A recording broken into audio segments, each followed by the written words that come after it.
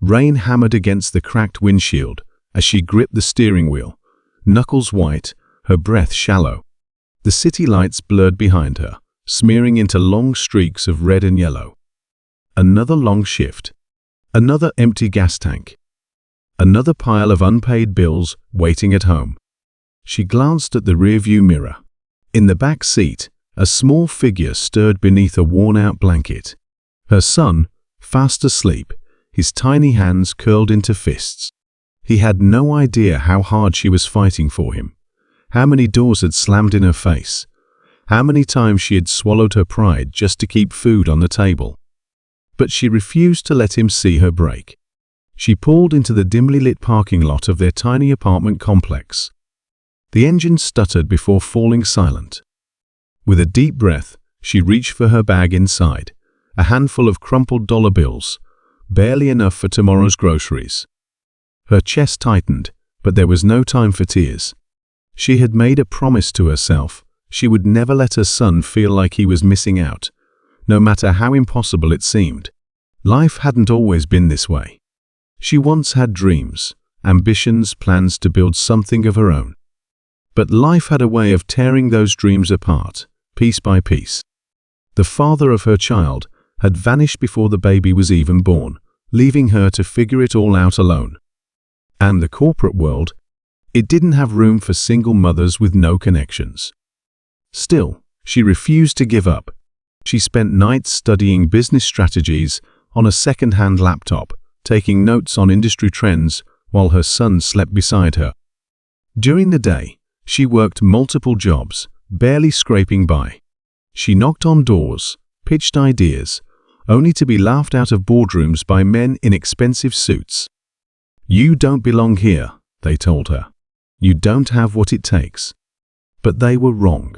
Because one day, an opportunity came, a small, fragile chance that most people would overlook. She saw it, grabbed it with both hands, and held on for dear life. It started as a side hustle, something she built in the dead of night when the world was asleep. A product, a service, an idea, something no one believed in except for her. And then, something changed. A phone call, a deal, a breakthrough. The numbers started growing. Clients started noticing.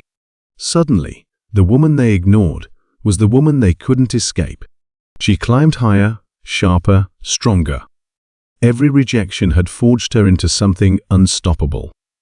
Now, those same boardrooms that once shut her out, she owned them. Those same men who laughed in her face, they now whispered her name in fear. She had become the CEO everyone feared. But at what cost? Because power, real power, changes everything. And the higher you rise, the more enemies you make. And just when she thought she had won, the past came knocking. And this time, it wasn't going to be so easy to fight back. That night, she sat alone in her high-rise office, staring at the city below. The skyline stretched endlessly, a maze of steel and glass, a world she had fought tooth and nail to conquer. Just years ago, she was struggling to keep the lights on in a tiny apartment. Now, she had an entire floor to herself, the weight of an empire resting on her shoulders. But the air felt different tonight. Heavy, unsettled. Her phone buzzed. She glanced at the screen. A private number. She hesitated. She wasn't the kind of person who ignored calls, especially not now, when every decision could shift the ground beneath her feet. But something in her gut told her this wasn't just another business deal. She answered. Silence. Then, a voice. Low, measured, unfamiliar. "Congratulations," the caller said. "You've come a long way." She said nothing, gripping the phone tighter. "But don't forget where you started," the voice continued. "Because some things, they don't stay buried forever." A click. The line went dead. She sat frozen, the words echoing in her mind. The city outside carried on as if nothing had changed, cars moving, lights blinking, people living their lives. But she knew better. Someone was watching. Her past, the one she had fought so hard to leave behind, was reaching for her again. She locked her office, took the private elevator down to the parking garage. Her heels echoed in the empty space as she walked toward her car. The motion sensor lights flickered on, one by one, casting long shadows across the concrete floor. She felt it before she saw it, that unmistakable sensation of being watched. She turned sharply. Nothing. Just rows of parked cars and the distant hum of the city. She took a slow breath, forced herself to keep moving. She had survived worse. She had clawed her way through worse.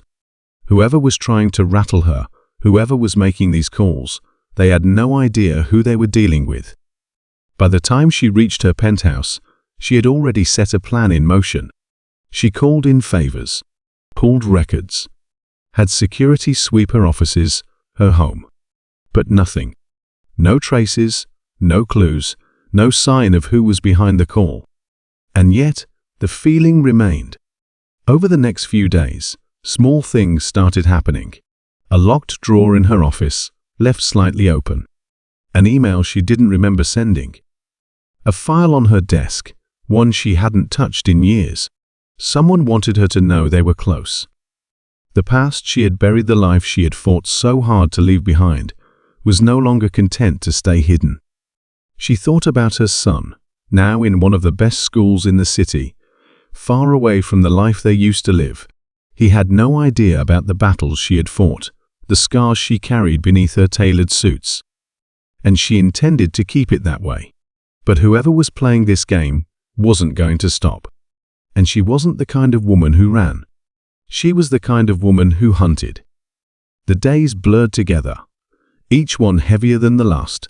She moved through meetings, signed contracts, shook hands with men who once dismissed her. On the surface, she was unstoppable. The headlines painted her as the woman who had defied all odds, the CEO who built an empire from nothing. But behind closed doors, she felt the walls closing in. The messages kept coming.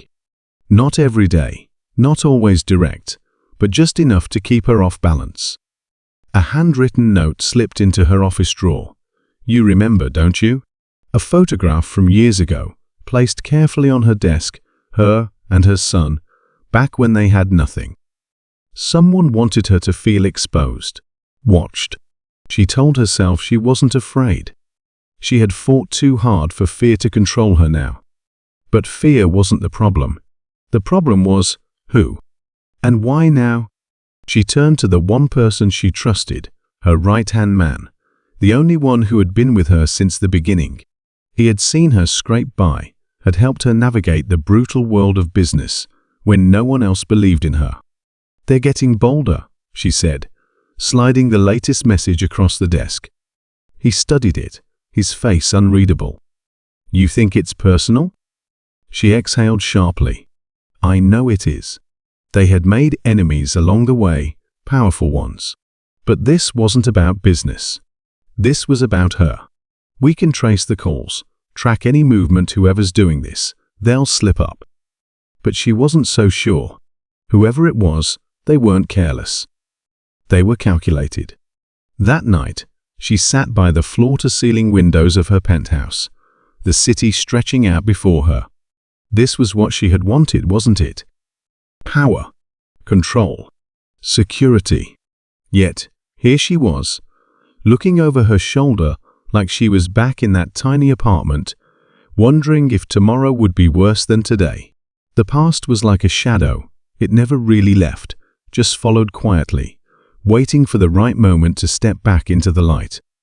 She thought of the people she had left behind, the ones who had seen her at her lowest. Was it one of them? Someone bitter? Someone who wanted to remind her that no matter how high she climbed, she'd never be free. Her son's voice broke her thoughts. Mom? She turned, finding him standing in the doorway, rubbing his eyes. Can't sleep? She asked softly. He shook his head.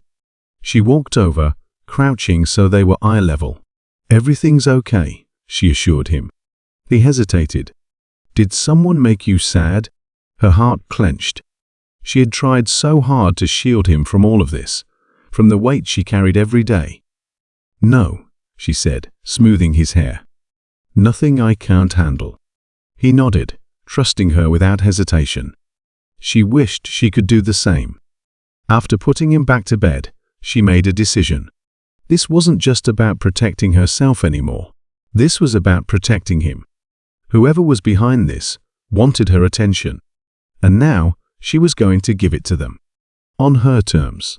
The next morning, she moved differently, sharper, more deliberate. She had spent too long reacting, waiting for whoever was behind this to make their next move. Not anymore.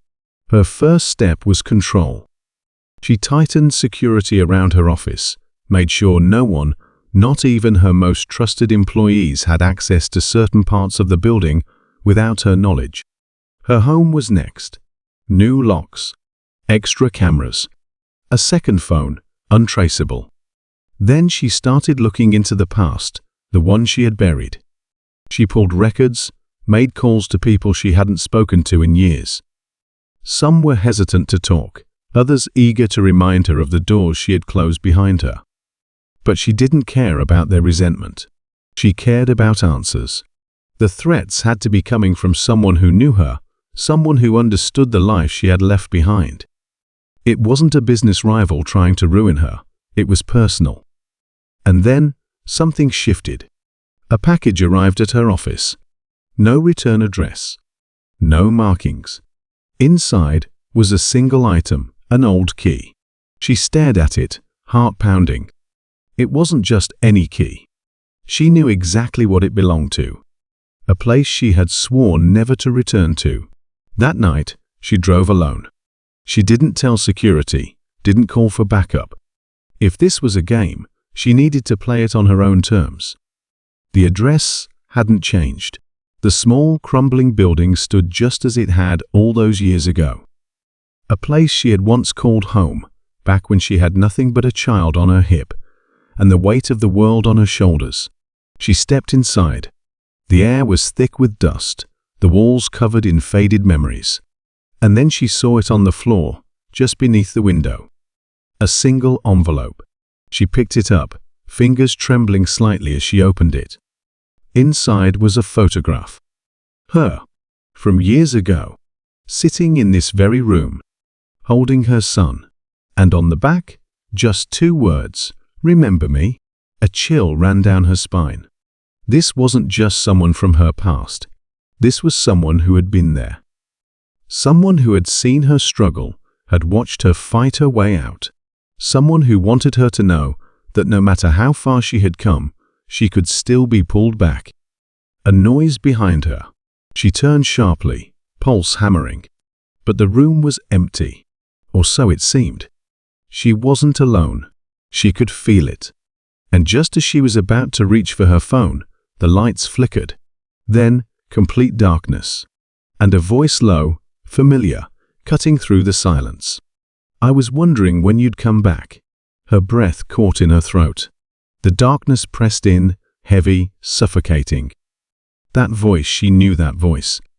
A voice from a life she had fought to leave behind. She forced herself to stay still, to focus. The room was silent now, except for the faint hum of the city outside. Whoever was here, they weren't in a hurry. They wanted her to feel this, to sit in the uncertainty. Then, footsteps. Slow, measured, closer. Her fingers tightened around her phone, the only thing she had. No signal. Of course. "Who are you?" she asked, keeping her voice steady. A soft chuckle. "You already know." She turned sharply toward the sound, eyes adjusting to the darkness. A shadow moved near the doorway, just out of reach of the weak glow from the streetlights outside. A shape. A presence. "You've built quite a life," the voice continued. "But you never really left, did you?" She swallowed hard. "If you wanted something, you could have come to me directly. You didn't have to play games." Silence. Then, "You don't get it, do you?" The lights flickered back on. And for the first time, she saw them.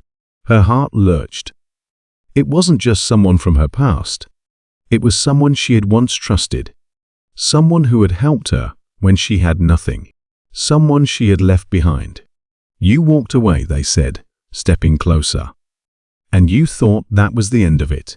She felt the walls closing in. This wasn't just about her success. This wasn't about business or power or revenge. This was about a debt, one she hadn't realized she still owed. She squared her shoulders, refusing to let the fear show. What do you want? A slow smile, to remind you that no one rises alone. Her pulse pounded, and just like that, everything she had built, the empire, the power, the security, felt like it was standing on fragile ground. Her fingers clenched at her sides, but she kept her expression unreadable. She had learned, over years of sitting in boardrooms filled with sharks, that showing weakness meant giving away power.